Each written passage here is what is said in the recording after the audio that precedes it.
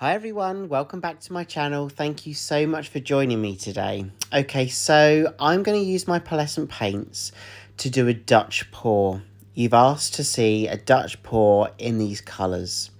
Well, I actually started playing around and experimenting with the pearlescent paints about 8 months ago. January 2023 is when I did my first Dutch pour, and that sold straight away to one of my friends, and I know that it proudly hangs on their wall in their home. So you're right, it's about time I did another Dutch pour. So I'm using a lamp black base. I'm going to get the base colour down, and then I'm going to layer the colours, the pearlescent colours on top. But first of all, let's use the hairdryer to spread out the paint that's on the canvas.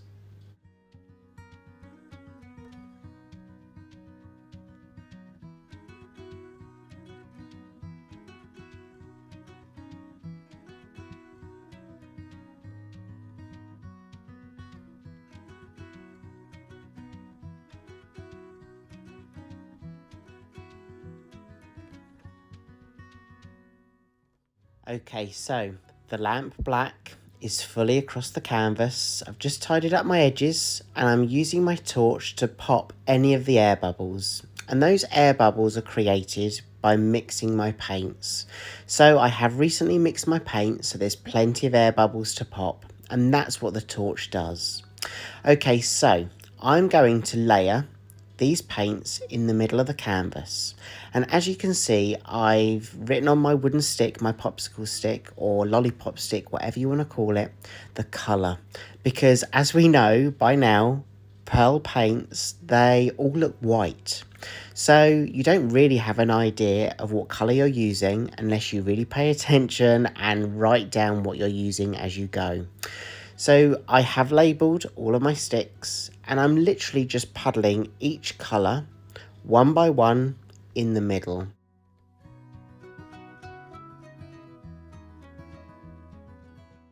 And I apologise in advance, you can see the reflection of my face and probably the deep concentration I have, but I really do enjoy just really being in the moment of creating and painting.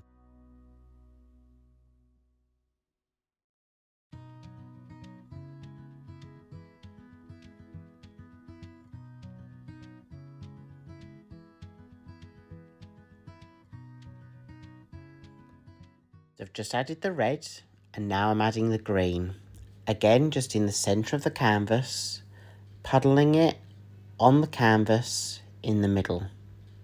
I'm just taking each colour one by one. And you'll see that I've written the initial of the colour on the wooden stick if you want to do exactly the same sequence that I'm doing.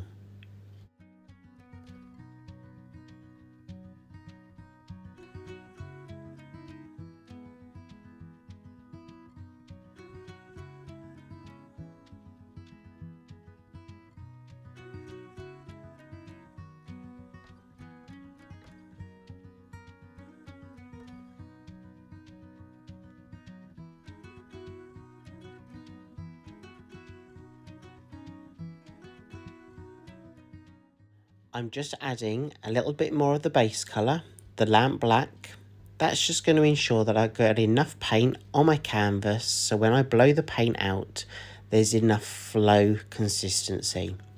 I'm just going to get rid of the rest of the air bubbles with my torch, and then I'm going to take my blow dryer and we're going to start blowing this design out.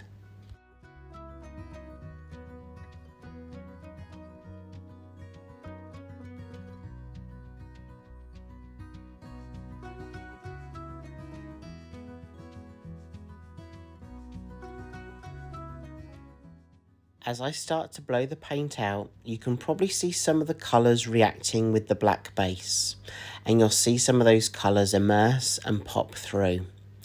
But we won't really know exactly what it's going to look like until it's fully dry. So you just have to trust your intuition and just trust the process as you go. I've blown the paint out and I really want some wispy edges to this. So I'm going to go around the canvas and around the design and blow some of that paint out down the side. I really want to kind of feather it out at the edges so it's really soft.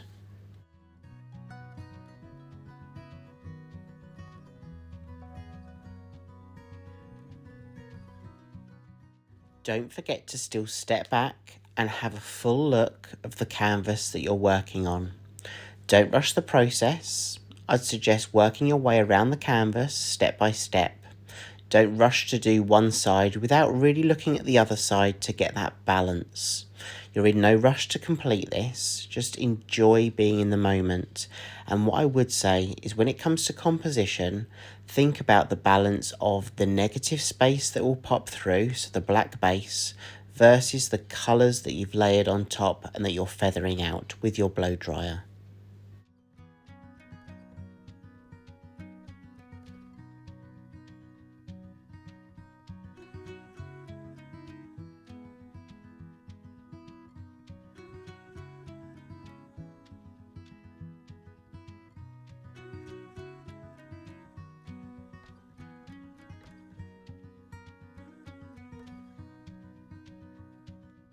Okay, I'll take you in for a closer look, but first of all I'm just going to remove the drips off the edges with my palette knife, and then I will show you some of that detail, and I'll try and capture some of the colours because they're already reacting with the paint, so you can see some of the perspective from my view.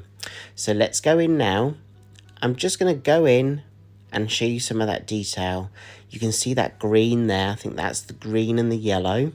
You can see some of the violet just here. I think that's mixed with blue, but there are some blue undertones just in that top section.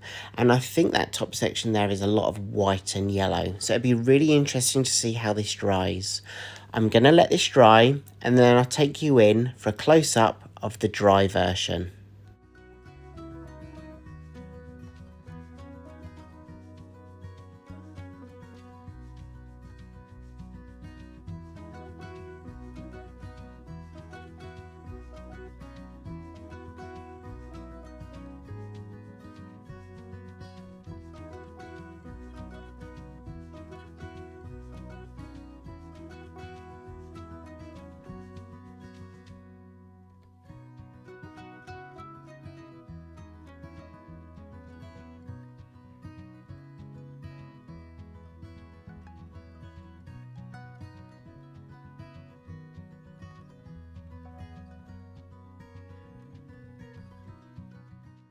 So here we go, it's fully dry. I haven't applied a coat of varnish yet. I always add a gloss spray varnish to the surface to protect it. But yeah, I'm really happy with this, and I actually see a dancer. I can see a dancer in this piece, and yeah,